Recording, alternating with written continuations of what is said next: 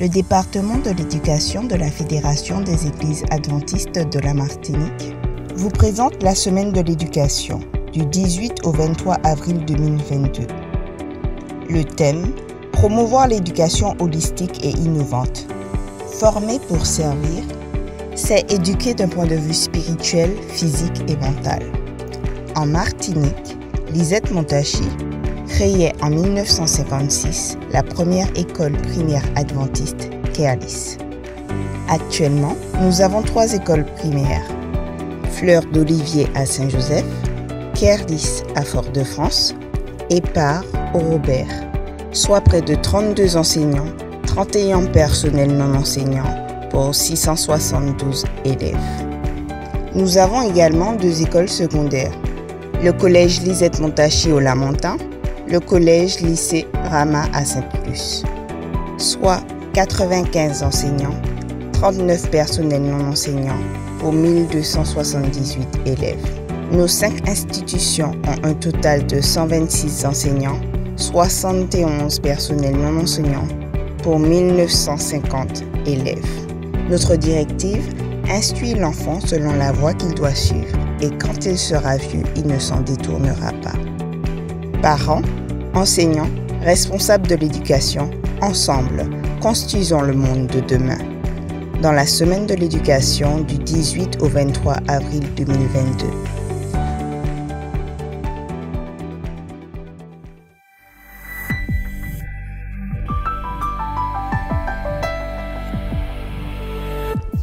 Le message du jour a pour titre « À la manière de Jésus ». Il est préparé par Dr Ella Smith-Simmons, vice-présidente de la Conférence générale. Le texte de base, Ésaïe 54, verset 13. Nous vivons en des temps périlleux. Ellen White dit dans le manuscrit 87 de 1886, « Se préparer pour le temps de l'épreuve, si jamais il y a une époque où une réflexion sérieuse s'impose à tous ceux qui craignent Dieu, c'est maintenant. Il faut se demander qui suis-je et quels sont mon travail et ma mission en ce temps. De quel côté suis-je en train de travailler? Du côté de Christ ou du côté de l'ennemi? Comment répondez-vous à ces questions si fondamentales? Qui êtes-vous et quelle est votre mission? Les Écritures montrent clairement que Jésus représentait beaucoup de choses pour beaucoup de gens. Par exemple, pour le paraplégique de la piscine de Bethesda, Jésus était un psychothérapeute. Pour l'aveugle Bartimée, Jésus était un ophtalmologue. Pour la femme qui avait une perte de sang, Jésus était un guérisseur par la foi. Nous trouvons tous ces exemples dans Matthieu, dans Marc et dans Luc. Pour plus de 5000 étudiants affamés, Jésus était un pourvoyeur de nourriture opérant des miracles. Pour un jeune riche, Jésus était un psychanalyste. Pour Zachée, le collecteur d'impôts, Jésus était un coach de vie et aussi un conseiller professionnel. Pour la femme prise en flagrant délit d'adultère, Jésus était un avocat personnel et aussi un défenseur public. Pour la femme au bord du puits, Jésus était un assistant social. Pour Nicodème, Jésus était un guide intellectuel et aussi philosophique. Pour l'homme aveugle de naissance, Jésus était un prophète. Pour les apôtres, Jésus était un cuisinier, un conseiller économique et civique, un agronome, un spécialiste des ressources humaines, un coach comportemental et un physicien. Pour les foules, Jésus était un prédicateur. Mais pour tous, Jésus était un enseignant. Il était d'abord un enseignant, ce qui souligne l'importance de l'éducation en tant que ministère et la nécessité d'une éducation adventiste du 7e jour pour tous nos étudiants.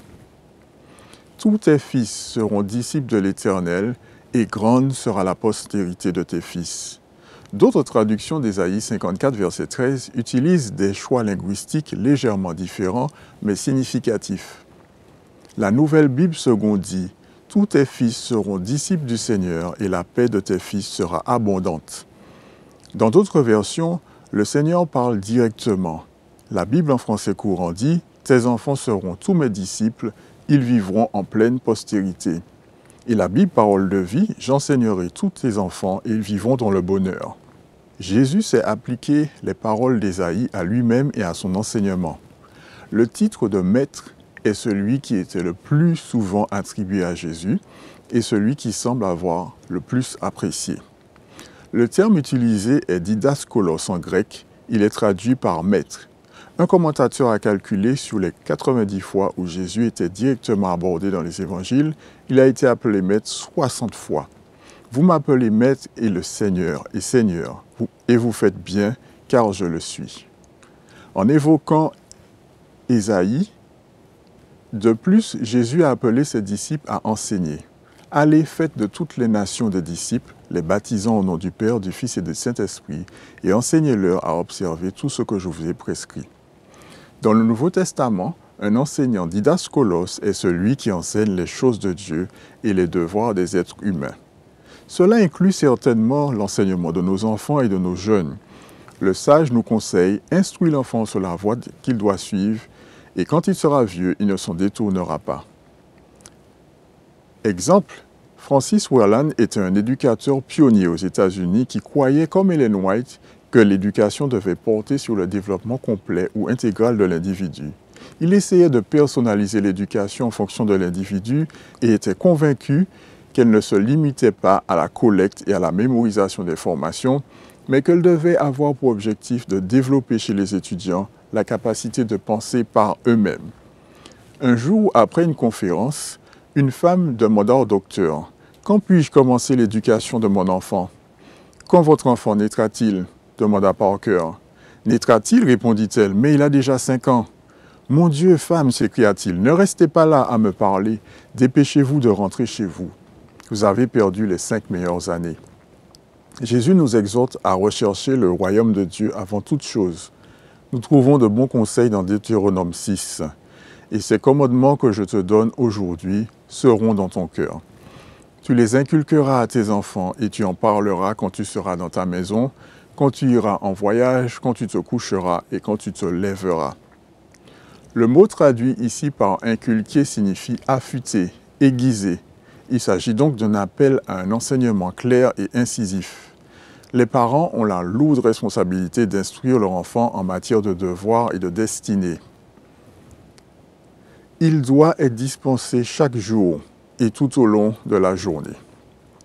L'enseignement était au cœur du ministère de Jésus. Selon un commentateur, Matthieu rapporte à lui seul au moins 226 de ses enseignements. Cette section de Matthieu est organisée en 5 blocs d'enseignement qui démontrent à la fois le contenu et les méthodes de son enseignement. Le sermon sur la montagne est le premier et le plus long de ces blocs. Tous les évangiles décrivent Jésus comme un enseignant de premier ordre. Jésus a enseigné dans un but immédiat et à plus long terme. L'enseignement doit donc viser la transformation, la métamorphose, la conversion, la mort et la renaissance des individus et à travers eux des sociétés dans lesquelles ils vivent. Qu'a donc enseigné Jésus sur l'enseignement? Tout d'abord, nous voyons que le contenu de Jésus était axé sur l'identité de Dieu, le caractère de Dieu, le devoir de l'humanité envers Dieu et envers les autres, le cœur de toutes les disciplines. Nous avons un superbe modèle dans le sermon sur la montagne et les béatitudes. Les méthodes d'enseignement préconisées par Jésus sont adaptées au contenu et aux apprenants. L'une des plus évidentes est que Jésus a clairement reconnu et répondu à ce que nous avons appris à connaître sous le nom d'intelligence multiple. L'éducation adventiste du 7e jour est modelée sur la manière de Jésus. L'éducation adventiste du 7e jour, fondée sur les Écritures, les conseils prophétiques d'Ellen White et les 28 croyances fondamentales de l'Église adventiste, est conçue pour suivre la manière d'enseigner de Jésus. Notre philosophie de l'éducation est claire. L'éducation considérée dans le contexte du grand conflit entre le bien et le mal est un ministère impliquant le foyer, l'Église et l'école. Au sens le plus élevé, l'œuvre de l'éducation et rédemption ne font qu'un. L'éducation est un impératif divin et non une option. Une telle éducation favorise le développement harmonieux des forces physiques, mentales, émotionnelles, sociales et spirituelles. Elle s'adresse à toute personne d'une manière globale et s'étend sur toute la période de l'existence accessible aux êtres humains, y compris l'éternité. Son but est de cultiver chez les étudiants un caractère illustrant les principes d'amour, de piété, d'honneur, qui fera d'eux des disciples efficaces de Jésus, l'édification et l'élévation de la société. Chaque être humain est créé à l'image de Dieu et doté d'une puissance semblable à celle du Créateur, l'individualité et le pouvoir de penser et d'agir. La véritable éducation est conçue pour développer ce pouvoir, pour cultiver des penseurs qui ne sont pas des simples réflecteurs des pensées des autres. Ellen White a appelé l'intelligence spirituelle. Elle a observé, s'il y avait plus de prières parmi nous, plus d'exercice d'une foi vivante et moins de dépendance à l'égard de quelqu'un pour avoir une expérience pour nous, nous serions bien plus avancés que nous le sommes aujourd'hui en matière d'intelligence spirituelle. Ce dont nous avons besoin, c'est d'une expérience profonde et individuelle du cœur et de l'âme.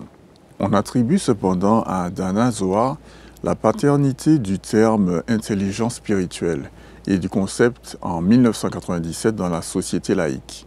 Bien que nous ayons le concept bien avant, nous voyons toujours la sagesse dans sa définition de l'intelligence spirituelle et dans ses 12 principes sous-jacents ou attestants de l'intelligence spirituelle. Premièrement, la conscience de soi, savoir ce en quoi je crois et ce que j'apprécie et ce qui me motive profondément. 2. Spontanéité, vivre le moment présent et y être sensible. 3. Comportement animé par une vision et des valeurs, agir à partir de principes, avoir des convictions profondes et vivre en conséquence. 4. Holisme, voir des modèles, des relations et des connexions plus larges, avoir un sentiment d'appartenance. 5. Compassion, avoir la qualité de ressentir avec et une profonde empathie pour les autres. 6. Célébration de la diversité, valoriser les autres pour leurs différences et non en dépit de celles-ci. 7. Être indépendant du terrain, s'opposer à la foule et avoir ses propres convictions. 8. Humilité, avoir le sentiment d'être un acteur dans un tableau plus vaste, de connaître sa véritable place dans le monde. 9. Tendance à poser des questions fondamentales. Pourquoi? Besoin de comprendre les choses et d'aller au fond des choses. 10. Capacité à recadrer, prendre du recul par rapport à une situation ou un problème et voir la situation dans son ensemble ou dans un contexte plus large. 11. Utilisation positive de l'adversité, apprendre et grandir à partir d'erreurs, de revers et de souffrances. 12. Sens de la vocation, se sentir appelé à servir, à donner quelque chose en retour. À ces fins, l'éducation chrétienne adventiste du 7e jour exige la participation des familles, des membres et des dirigeants de l'Église et des éducateurs qui croient que toute connaissance véritable et tout développement authentique ont leur source en Dieu. Nous collaborons pour servir sous la puissance de Dieu, dans la sagesse du Christ et sous la direction du Saint-Esprit. Nous cherchons à inspirer aux étudiants un engagement passionné et en les amenant à atteindre les plus hauts niveaux d'intelligence spirituelle et de réussite scolaire, tout en se préparant à un service désintéressé. La mesure de l'efficacité de l'éducation, c'est-à-dire ce que Jésus a enseigné sur l'enseignement, n'est pas seulement la quantité de connaissances que possède un individu, mais qu'il est en tant qu'enseignant et comment il le vit. Elle est fondée sur l'amour, la foi et la piété de la vie de l'enseignant. C'est ce que Jésus a enseigné sur l'enseignement. La méthode de Jésus est une véritable expression de son caractère. Elle transcende le temps, la culture, la race, la religion et la géographie. Elle a un attrait universel. C'est en effet la façon illimitée et fiable qu'a le Christ de trouver un chemin vers le cœur de l'homme. Et Dieu confie cette tâche capitale, l'enseignement, à la famille et à la communauté rachetée. Cela nous concerne tous d'une manière ou d'une autre. En 2010, Monte Saline a étudié les engagements d'un échantillon aléatoire de familles adventistes d'Amérique du Nord envers l'éducation adventiste. Ses conclusions étaient préoccupantes mais aussi encourageantes. Il a constaté par exemple que près de la moitié ont déclaré « J'ai l'intention d'éduquer ou j'ai éduqué mes enfants dans des écoles adventistes ». Un autre, 25%, a dit « Tous les enfants adventistes devraient être éduqués dans des écoles adventistes ». Les données démographiques indiquaient que la plupart de ces personnes interrogées étaient trop âgées pour avoir des enfants d'âge scolaire. Saline a constaté que 70% de son échantillon soutient fortement l'éducation adventiste. Cependant, d'autres réponses comprenaient « Les écoles publiques disponibles sont de haute qualité et conviennent à mes enfants. Certaines écoles privées offrent une meilleure qualité académique que les écoles adventistes. Certaines écoles chrétiennes sont meilleures que certaines écoles adventistes.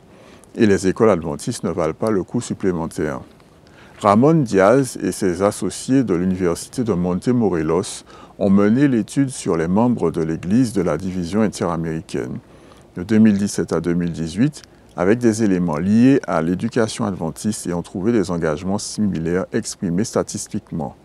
20% dans des établissements primaires adventistes, avec environ 60% dans des établissements publics gouvernementaux, 15% avec des établissements secondaires adventistes, avec 36% dans des établissements publics gouvernementaux, 13% dans des collèges, universités adventistes, avec 21% dans des collèges ou universités publiques gouvernementaux.